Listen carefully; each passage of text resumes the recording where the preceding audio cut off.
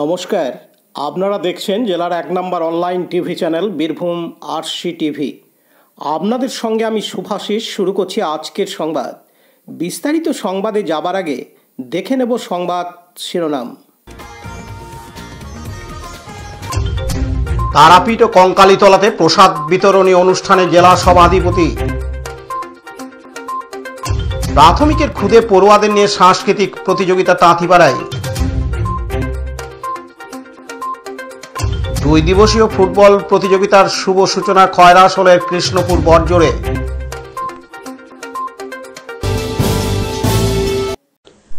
গতকাল শুক্রবার 22শে আগস্ট কৌশিকী অমাবস্যা উপলক্ষে তারাপীঠে লক্ষ লক্ষ ভক্তের সমাগম ঘটে। এদিন সকাল থেকে বীরভূম জেলা পরিষদের সভাধিপতি ফাইজুল হক ওরফে কাজল শেখ তারাপীঠ মন্দির চত্বরে হাজির হয়েছিলেন। অসংখ্য ভক্তের মাঝে কাজল শেখ নিজের হাতে প্রসাদ বিতরণ করতে দেখা যায়। আবার অপরদিকে এদিন ছিল পবিত্র জুম্মার দিন। সেখানেও যথাসময়ে মসজিদে গিয়ে জুম্মার নামাজ আদায় করেন। আবার পুনরায় মন্দিরে এসে অসংখ্য ভক্তের মাঝে কাজল শেখ এসে হাজির হন। কাজল শেখ জানান, ধর্ম যার যার উৎসব সবার। এরপর আবার তিনি চলে আসেন সতীপীঠের অন্যতম পীঠ কঙ্কালীতলায়। সেখানে মাননীয় মুখ্যমন্ত্রী মমতা বন্দ্যোপাধ্যায় ও যুবরাজ অভিষেক বন্দ্যোপাধ্যায়ের মঙ্গল কামনায় পুজো দেন। কঙ্কালীতলাতে হাজার হাজার ভক্তের সমাগম হয়েছিল। তাদের সঙ্গেও কাজল শেখ উৎসবে মেতে ওঠেন। কঙ্কালীতলাতে হাজার হাজার ভক্তের মধ্যে প্রসাদ বিতরণ করেন কাজল শেখ। সঙ্গে ছিলেন নানুরের বিধায়ক বিধানচন্দ্র মাঝি সহ অন্যান্য বিশিষ্ট ব্যক্তিবর্গ। এদিন বীরভূম জেলা পরিষদের সভাধিপতি ফাইজুল হক রূপে কাজল শেখ জানান, বাংলার এটাই আমাদের কৃষ্টি কালচার। জাতি ধর্ম বর্ণ নির্বিশেষে আমরা সকলেই উৎসবে আনন্দে মেতে উঠি। এদিন তিনি আরো জানান, দাদা, আজকে কৌশিক অমাবস্যা প্লাস আজকে শুক্রবার, আপনাকে দেখা গেল নিশ্চিন্ত করে নামাজ পড়তে। আজকের উদ্দেশ্যে কি বলবেন? দেখুন, এটাই বাংলার সম্প্রীতি, এটাই বাংলার সংস্কৃতি, এটাই আমাদের মাননীয় মুখ্যমন্ত্রী মাননীয় মমতা বন্দ্যোপাধ্যায় শিখিয়েছেন। আজকে কৌশিক অমাবস্যা, আজকে 11টা 58 এই তিথি শুরু হয়েছে। আগামীকাল 11টা 37 এই তিথি শেষ হবে। অর্থাৎ আজ সারা রাত ভোর মায়ের ভক্ত যারা আছেন বাংলা তথা ভারতবর্ষের বিভিন্ন প্রান্ত থেকে এবং দেশ দেশান্তর থেকে কয়েক লক্ষ মানুষ আজকে তারাপীঠে আমি গিয়েছিলাম, কাল থেকে ছিলাম। মানুষের সমাগম হয়েছে। মায়ের ভক্তরা মায়ের পায়ে পুষ্পাঞ্জলি অর্পণ করছে। মায়ের কাছে তার পরিবারের সুস্বাস্থ্য এবং পরিবার যেন ভালো থাকে, শান্তি থাকে, সেই কামনা করছে। এবং এই কৌশিক অমাবস্যা উপলক্ষে বীরভূম জেলায় সাড়ে 6 রথ পুলিশ প্রশাসনের যারা কর্তা ব্যক্তি আছে, বড় সাহেব এসপি থেকে শুরু করে ডিআইজি থেকে শুরু করে আইজি লেভেলে যারা আছেন, সঙ্গে সঙ্গে সমস্ত থানার ওসি থেকে শুরু করে আইসি থেকে শুরু করে যারা নিচু স্তরের পুলিশ কর্মীরা আছে, তারা সকলে সজাগ আছে। তারাপীঠে যেটা দেখে এসেছি, ওখানে যেমন ওয়াচ টাওয়ার তৈরি করা হয়েছে, ড্রোন ক্যামেরা চলছে, সিসি ক্যামেরায় পুরো তারাপীঠ এরিয়াটাকে মুড়ে ফেলা হয়েছে এবং বিভিন্ন জায়গায় পুলিশ ক্যাম্প করা হয়েছে, যাতে মায়ের ভক্তরা যারা আসছে তাদের কোনো দিক থেকে কোনো ব্যাঘাত সৃষ্টি না হয়, তারা যেন শান্তির সঙ্গে মায়ের পুজো দিয়ে নির্বিঘ্নে বাড়ি ফিরতে পারে। অনুরূপভাবে আমাদের কঙ্কালী মায়ের মন্দিরের প্রাঙ্গণেও লক্ষাধিক মায়ের ভক্তরা এসেছেন। এখানেও একইভাবে বোলপুর শান্তিনিকেতন থানা থেকে শুরু করে বোলপুর পুলিশ প্রশাসন তারাও এখানে সক্রিয়ভাবে অংশগ্রহণ করেছে। তারাও বিভিন্ন জায়গায় ক্যাম্প, ওয়াচ টাওয়ার, সিসি ক্যামেরার ব্যবস্থা করেছে। মায়ের মন্দির প্রাঙ্গণে যেসব মায়ের ভক্তরা আছে তাদেরকে সব দিক দিয়ে পরিষেবা দেওয়ার জন্য পুলিশ প্রশাসন বদ্ধপরিকর। সঙ্গে সঙ্গে প্রশাসনিক লেভেল থেকেও পানীয় জলের ব্যবস্থা করা হয়েছে এবং সব দিক দিয়ে সহায়তা হাত আমরা বাড়িয়ে দিয়েছি। অর্থাৎ টিম বীরভূম হিসাবে আমরা কাজ করছি। আর আপনি যে কথাটা বললেন, আজকে জুম্মার দিন ছিল। আমি জুম্মার দিনে নামাজ যেমন পড়ি, তেমনি আমাদের কৌশিক অমাবস্যার দিনে আমার সনাতন ধর্মের বিশ্বাসী ভাইদের তাদের পূজা অর্চনা করতে, মায়ের দর্শন করতে কোনো দিক দিয়ে কোনো ব্যাঘাত সৃষ্টি না হয়, সেই জন্য তাদের পাহাড় হিসাবে তাদেরকে সব দিক দিয়ে সৌদা হাত বাড়িয়ে দেওয়ার চেষ্টা সবসময়ের জন্য করে থাকে। এটাই বাংলা কৃষ্টি, এটাই বাংলা কালচার, এটাই আমাদের মাননীয় মুখ্যমন্ত্রী মাননীয় মমতা বন্দ্যোপাধ্যায় শিখিয়েছেন যে বাংলার মুখে ধর্ম যার যার, উৎসব সবার। আজকের ধর্ম হিন্দু ভাইদের, আজকের ধর্ম সনাতন ধর্ম বিশ্বাসী ভাইদের, কিন্তু উৎসবটা আমাদের। সে উৎসবটা ভাগ করে নেওয়ার জন্য এখনো পর্যন্ত আছি, চেষ্টা করবো সারা রাত ভাইদের পাশে থাকার, ওনার দানদের পাশে থাকার, ওনার বোনদের পাশে। কাজী আমিরুল ইসলামের report, Birbhum RC TV, Tarapith ও বোলপুর। প্রাথমিকের খুদে পড়ুয়াদের পড়াশোনার পাশাপাশি সাংস্কৃতিক বিভিন্ন বিষয়ে পারদর্শী করে তোলার জন্য বীরভূম জেলা প্রাথমিক বিদ্যালয় সংসদের উদ্যোগে জেলাব্যাপী শুরু হয়েছে সাংস্কৃতিক প্রতিযোগিতা।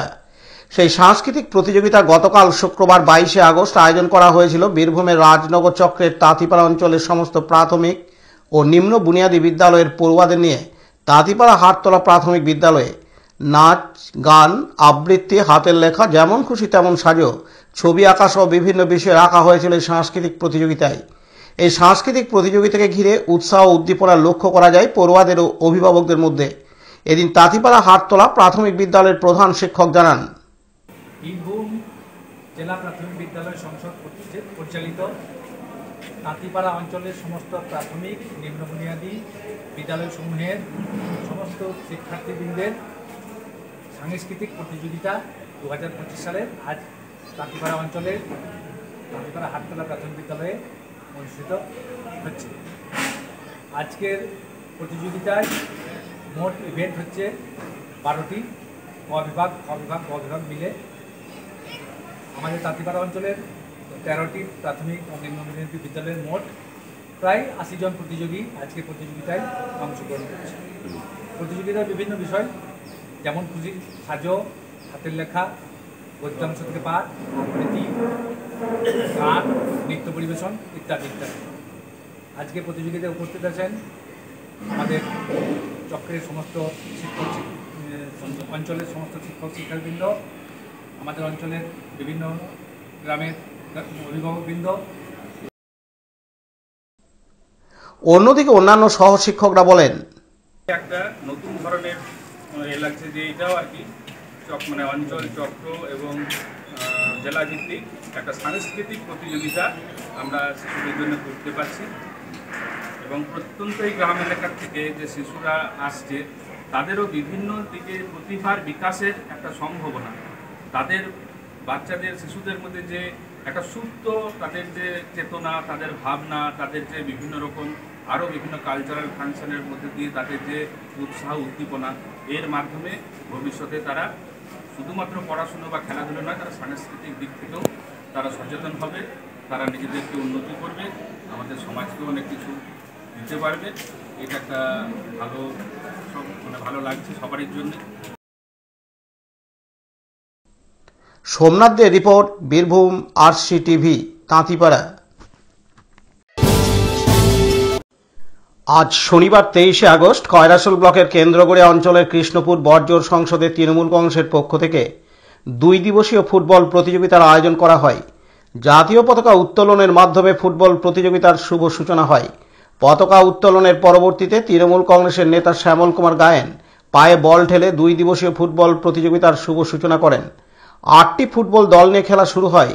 আগামীকাল রবিবার 24শে আগস্ট চূড়ান্ত পর্যায়ের খেলা অনুষ্ঠিত হবে। চূড়ান্ত পর্যায়ের খেলায় যে 2টি দল বিজয়ী ও বিজিত হবে তাদের 30,000 টাকা ও ট্রফি ও 25,000 টাকা ও ট্রফি প্রদান করা হবে। তাছাড়াও দুদিনের চূড়ান্ত পর্যায়ের খেলায় যে সমস্ত খেলোয়াড়রা কৃতিত্ব অর্জন করবে এবং বিজয়ী ও বিজিত দলের সকল খেলোয়াড়দের পুরস্কৃত করা হবে বলে জানানো হয় কমিটির তরফ থেকে। প্রথম দিনের খেলায় ফুটবল প্রেমী দর্শকদের উৎসাহ ছিল চোখে পড়ার মতো।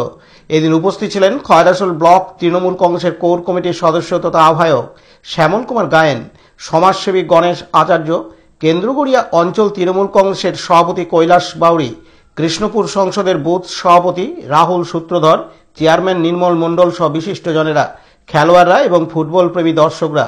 এদিন খয়রাসোল ব্লক তৃণমূল কংগ্রেসের কোর কমিটির সদস্য তথা আহ্বায়ক শ্যামল কুমার গায়েন জানান, ফুটবল বাঙালির ধ্যান জ্ঞান স্বপ্ন, সেই স্বপ্নকে ভর করে আমাদের কেন্দ্রীয় অঞ্চল ফুটবল সিজনে নতুনভাবে উদ্বোধিত হয়। তার প্রথম প্রচেষ্টা আজকে কৃষ্ণপুর বর্জর তৃণমূল কংগ্রেস কমিটির পরিচালনায় প্রথম খেলা আজকে কৃষ্ণপুর মাঠে শুরু হচ্ছে। এখানে 8টি দল, বীরভূম বর্ধমানের বিভিন্ন প্রান্ত থেকে 8টি দল এই খেলায় অংশগ্রহণ করছে এবং এই 8টি দলের মধ্যে প্রথম ও দ্বিতীয় দলকে, প্রথম দলকে যারা বিজয়ী এবং বিজেতা হবে, যারা বিজয়ী হবে তাদেরকে দেওয়া হবে 30,000 টাকা বিজেতাদের দেওয়া 25,000 টাকা, বাকিটা ইন্ডিভিজুয়াল ব্যক্তিগত প্রাইজ আছে, এইগুলো সব দেওয়ার ব্যবস্থা করা হয়েছে। এবং এই খেলাকে কেন্দ্র করে কৃষ্ণপুর গ্রামে শুধু নয়, আমরা জানি যে ক্যানবেরা অঞ্চল ফুটবল একটা পীঠস্থান, এবং এই যে শুরু হলো এর পরিসমাপ্তি কখন ঘটবে সেটা আমরা শীতের পর্যন্ত অপেক্ষা করতে হবে। তো সেই জন্যই এই মূল মদনা যেমন আছে, এবং এই খেলাগুলোকে সুচারুভাবে পরিচালিত করার জন্য দল যেমন সচেষ্ট হয় এবং মানুষও সহযোগিতা করে। সেই সঙ্গে একটা কথা, বড় কথা বলে রাখি যে ফুটবল শরীরচর্চার মাধ্যমেই আমরা আমাদের দেহ গঠন করি, এবং দেহ গঠন ঠিকঠাক থাকলে আমাদের মন ঠিক থাকে, এবং আমি মনে করি যে ফুটবলের মধ্যে দিয়ে সেই দেহ গঠন ব্যাপকভাবে সংগঠিত হয়, যার জন্য এই ফুটবল খেলাটাকে প্রয়োজন আছে। তাছাড়া আজকাল যে দেখা যাচ্ছে মোবাইলে কুফল একটা দেখা যাচ্ছে, বিভিন্ন সময় ছেলেমেয়েরা মোবাইল নিয়ে ব্যস্ত থাকে, সেখানে শরীর গঠনের কোনো স্কোপ থাকে না। তাই খেলাধুলার মাধ্যমে যদি ছেলেমেয়েদেরকে গ্রাউন্ডমুখী করা যায়, মাঠমুখী করা যায়, তবে মনে হয় আগামী দিন তার শরীর গঠনে যেমন সহযোগিতা করবে, তেমনি পঠন পাঠনের উন্নতি করবে এবং দেশের কাজে সহায়তা করতে পারবে বলে আমি মনে করি। বিপিন পাল ও অভ্রদীপ ঘোষের report, Birbhum RC TV, Khoyrasol.